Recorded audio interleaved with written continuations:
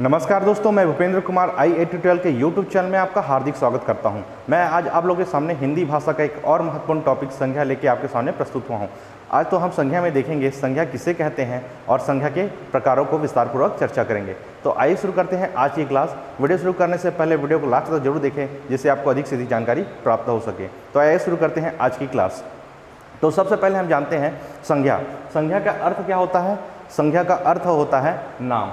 संज्ञा का अर्थ क्या होता है? नाम। नाम जैसे कि हम किसी व्यक्ति हो गया, वस्तु हो गया या फिर कोई भी चीज़ हो गया, उसकी हम पहचान कैसे करते हैं? जब तक उसके नाम ना हो तो उसकी पहचान कर सकते हैं क्या? नहीं कर सकते। या हम कह सकते हैं कि जब तक किसी का नाम हमें ना पता हो तो उसकी हम पहचान नहीं कर सकते। अर्थात नाम को ही हम क्या कहते हैं? नाम को ही हम कहते हैं संज्ञा। संज्ञा जो शब्द है वो दो शब्दों से मिलकर बना हुआ है, सम धन ज्ञा, जिसका अर्थ होता है ठीक तरह से ज्ञान करवाना। जिसका अर्थ क्या होता है? ठीक तरह से ज्ञान करवा सकना। तो हम कह सकते हैं कि अगर परिभाषा देखें इस प्रकार के, तो हम कह सकते हैं कि किसी भी प्राणी, वस्तु, स्थान, भाव आदि के नाम को हम क्या कहते हैं? संज्ञा कहते हैं। क्या बोला मैंने? किसी भी प्राणी, इस वस्तु, स्थान, भाव आदि के नाम को हम क्या कहते हैं? उसकी संज्ञा कहते हैं। अब जानते हैं हम संज्ञा के प्रकार के बारे में। संज्ञा के प्रकार, संज्ञा के प्रकार को दो भागों में बांटा गया है। एक उत्पत्ति के आधार पर है और दूसरा है अर्थ के आधार पर। उत्पत्ति के आधार पर ये कितने प्रकार के होते हैं? उत्पत्ति के आधार पर ये 3 प्रकार के होते हैं और अर्थ की दृष्टि के आधार पर ये 5 प्रकार के होते हैं। तो आइए जानते हैं इसके उत्पत्ति के आधार पर इसका पहला प्रकार। उत्पत्ति के आधार पर संज्ञा के 3 प्रकार होते हैं, रूढ़ शब्द, यौगिक शब्द और यौगरूढ़ शब्द। जैसा कि मैंने आपको शब्द विचार में पढ़ाया था रूढ़ शब्द के बारे में। रूढ़ शब्द किसे कहते हैं? रूढ़ शब्द उसे कहते हैं जब किसी शब्द के टुकड़े करने पर उसका कोई अर्थ नहीं निकलता, तो उसे हम क्या कहेंगे? उसे हम कहेंगे रूढ़ शब्द। जैसे कि रोटी, गाय, कपड़ा, आकाश, कृष्णा, यमुना और भी बहुत सारे नाम है ना, आदि ये जो सब नाम होंगे वो क्या कहलाएंगे? रूढ़ शब्द कहलाएंगे। रूढ़ शब्द वही जिसे तोड़ने पर उसका कोई अर्थ नहीं निकलता, तो उसे कहेंगे हम रूढ़ शब्द। अब दूसरा जानते हैं यौगिक शब्द। यौगिक शब्द किसे कहते हैं? जब दो अलग अलग शब्द मिलकर एक शब्द बनाते हैं, उसे हम क्या कहते हैं? यौगिक शब्द कहते हैं। और जो अलग अलग शब्द होते हैं उनके अर्थ अलग अलग होते हैं, तो उसे हम क्या कहते हैं? यौगिक शब्द। जैसे कि विद्यालय, हिमालय, पनघट, पाठशाला और भी बहुत सारे शब्द, ये क्या कहलाएंगे? यौगिक शब्द कहलाएंगे। उसी प्रकार मैंने तीसरा भी बताया था आपको यौगरूढ़ के बारे में। जब ये दो शब्द अलग अलग शब्द मिलते हैं, है ना, और दोनों के अर्थ अलग अलग होते हैं और दोनों मिलके तीसरा अर्थ प्रकट करते हैं, तो उसे क्या कहते हैं? हम यौगरूढ़ शब्द कहते हैं। जैसे कि जलज हो गया, पंकज हो गया, दशनन हो गया, जलपान हो गया, ये सब क्या कहलाएंगे? यौगरूढ़ शब्द कहलाएंगे। तो इस प्रकार उत्पत्ति के आधार पर ये 3 प्रकार के होते हैं। अब जानते हैं हम इसके दूसरे प्रकार के बारे में, अर्थ की दृष्टि के आधार पर। अर्थ की दृष्टि के आधार पर ये 5 प्रकार के होते हैं, व्यक्तिवाचक संज्ञा, जातिवाचक संज्ञा, भाववाचक संज्ञा, समूहवाचक संज्ञा और द्रववाचक संज्ञा। तो आइए जानते हैं हम सबसे पहले व्यक्तिवाचक संज्ञा के बारे में। व्यक्तिवाचक संज्ञा, व्यक्तिवाचक संज्ञा कहते किसे हैं?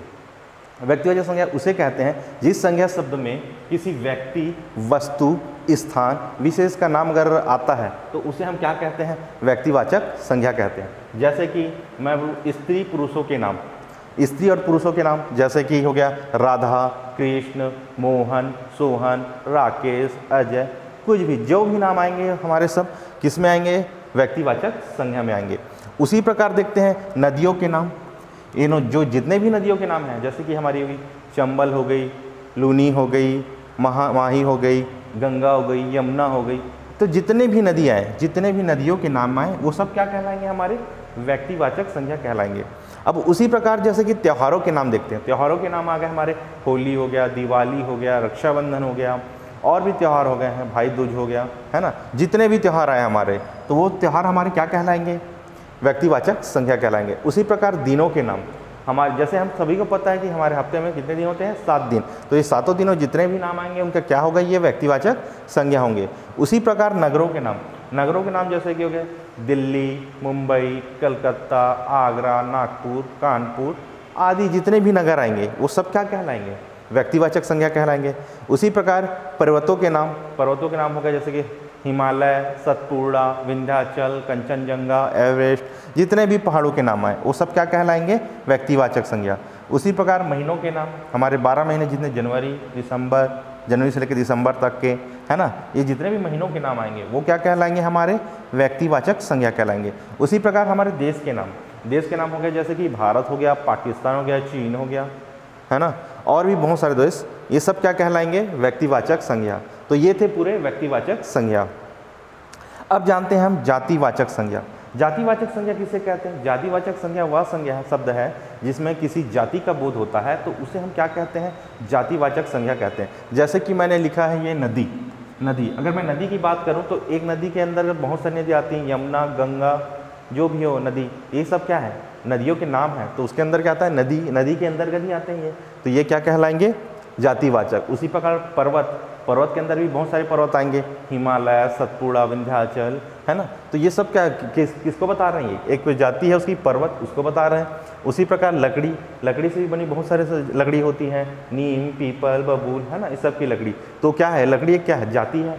उसी प्रकार मकान हो गया, कुर्सी हो गया, पशु क्या हो गया, पशु में जितने आएंगे सब पशु, वो क्या होंगे, पशु एक जाति बता रही है, पक्षी भी, तो ये सब क्या होंगे, जातिवाचक संज्ञा के उदाहरण होंगे।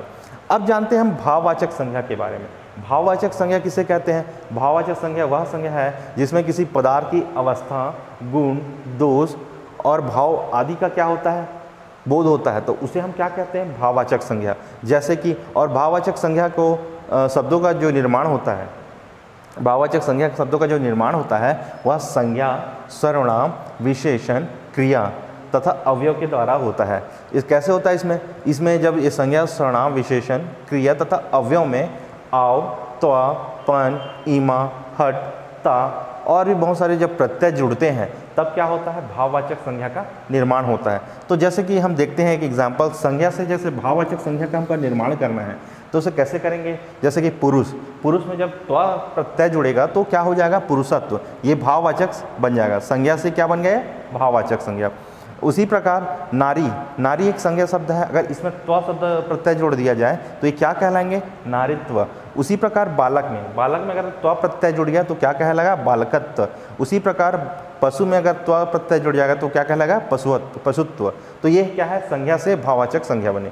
उसी प्रकार सर्वनाम से जब भाववाचक संज्ञा बनाएंगे तो कैसा बनेगा, अपना में अगर मैं त्वा प्रत्यय जोड़ दूं तो क्या होगा, वो अपनत्व, जो ये भाववाचक संज्ञा है। उसी प्रकार निज में अगर त्वा जोड़ दूं तो क्या होगा, निजत्व होगा। उसी प्रकार सर्व में अगर स्व जोड़ दूं तो क्या होगा, सर्वस्व। अहम में अगर कार जोड़ दूं तो क्या होगा, अहंकार। तो ये सर्वनाम से क्या बन गए, भाववाचक संज्ञा। या विशेषण से भाववाचक संज्ञा बनाना। विशेषण से भाववाचक संज्ञा बनाना, सुंदर में अगर हम ता प्रत्यय जोड़ दें तो क्या कहलाएगा, वो सुंदरता कहलाएगा। उसी प्रकार वीर में ता प्रत्यय जोड़े तो क्या होगा, वीरता होगा। मिठास में सा जोड़े तो क्या होगा, मिठास होगा। और दुर्बल में अगर ता जोड़े तो क्या होगा, दुर्बलता। इस प्रकार विशेषण से हमने क्या बनाया, भाववाचक संज्ञा बनाया, है ना। उसी प्रकार अब देखते हैं क्रिया से भाववाचक संज्ञा बनाना। क्रिया से भाववाचक संज्ञा कैसे बनेगा, घबराना का अगर भाववाचक संज्ञा बनेगा तो उसमें हट प्रत्यय लग जाएगा तो क्या होगा, वो घबराहट हो जाएगा। उसी प्रकार थकना का अगर होगा जाएगा तो क्या होगा, भाववाचक संज्ञा थकान हो जाएगा। उसी पर चढ़ना का होगा तो क्या होगा, चढ़ाई होगा। और भटकना का होगा तो क्या होगा, भटकाव। तो ये हो गया क्रिया से भाववाचक संज्ञा बनाना। अब जानते हैं अवयव से भाववाचक संज्ञा बनाना। अवयव से भाववाचक संज्ञा कैसे बनाएंगे, दूर है तो दूर का क्या हो जाएगा, दूरी हो जाएगा इसमें। निकट है तो निकटता हो जाएगा, नीच है तो नीचाई हो जाएगा, और समीप है तो समीपता हो जाएगा। इस प्रकार हमने देखा कि ये संज्ञा, विशेषण, क्रिया, अवयव आदि से हमने क्या बनाया, भाववाचक संज्ञा बनाया। अब जानते हैं हम इसके चौथे प्रकार के बारे में, द्रववाचक संज्ञा। द्रववाचक संज्ञा किसे कहते हैं, वह संज्ञा शब्द जिसमें किसी धातु, द्रव्य, सामग्री, पदार्थ, है ना, इसका जब बोध होता है तो उसे हम क्या कहते हैं, उसे हम द्रववाचक संज्ञा कहते हैं। द्रववाचक संज्ञा जैसे कि हम देखते हैं एग्जाम्पल से, ठोस पदार्थ हो गया, द्रव पदार्थ हो गया, या गैसीय पदार्थ हो गया। ठोस पदार्थ हो गया जैसे कि हमारे सोना, चांदी, लोहा, तांबा, निकेल और भी बहुत सारे, ये धातु भी हैं और ये ठोस भी होते हैं, है ना। तो ये क्या कहलाएंगे, द्रववाचक संज्ञा कहलाएंगे। उसी प्रकार हम देखते हैं द्रव्य पदार्थ। द्रव्य पदार्थ हमारे कौन कौन से हैं, तेल हो गया, पानी हो गया, घी हो गया, दूध हो गया, ये सब क्या है, हमारे तरल पदार्थ है। तो ये भी क्या कहलाएंगे, हमारे द्रववाचक संज्ञा कहलाएंगे। उसी प्रकार हम देखते हैं तीसरा गैसीय पदार्थ। गैसीय पदार्थ जैसे कि हमारे धुआं हो गया, ऑक्सीजन गैस हो गया, नाइट्रोजन गैस हो गया, और भी बहुत सारे गैस जो क्या कहलाएंगे, हमारे द्रववाचक संज्ञा कहलाएंगे। तो ये थे हमारे क्या, द्रववाचक संज्ञा। अब इसके लास्ट और अंतिम प्रकार की ओर देखते हैं हम, पांचवा समूहवाचक संज्ञा। समूहवाचक संज्ञा किसे कहते हैं? वह संज्ञा शब्द जिसमें किसी एक व्यक्ति का न बोध ना होकर पूरे समूह का बोध होता है, उसे हम क्या कहते हैं? समूहवाचक संज्ञा कहते हैं। जैसे कि मान लीजिए हम परिवार, एक परिवार में रहते हैं, तो परिवार में क्या होता है? हम एक सदस्य से तो परिवार नहीं बनता, एक से अधिक सदस्य होंगे तभी क्या बनेगा? वो परिवार बनेगा। उसी प्रकार क्या होगा? सेना, सेना में भी बहुत सारे, एक से तो सेना नहीं बनेगा, बहुत सारे लोग होंगे तब वो क्या बनेगा? सेना बनेगा। उसी प्रकार दल, दल में बहुत सारे लोग होंगे तब परिवार हो गया। टीम हो गया, टीम में भी क्या होता है? एक से तो टीम नहीं बनता, जब एक से अधिक खिलाड़ी होंगे तभी वो क्या होगा? टीम बनेगा। उसी प्रकार आयोग का भी गठन क्या होता है? एक से अधिक आदमी होंगे तब आयोग का गठन होगा। समिति का भी गठन क्या होगा? इसी प्रकार बहुत सारे जितने भी समूह वाले होंगे वो क्या कहलाएंगे? हमारे समूहवाचक संज्ञा कहलाएंगे। तो ये था हमारा पूरा संज्ञा। तो दोस्तों, अगर आपको वीडियो अच्छा लगे तो प्लीज़ लाइक करें, कमेंट करें, सब्सक्राइब करें। तब तक के लिए धन्यवाद।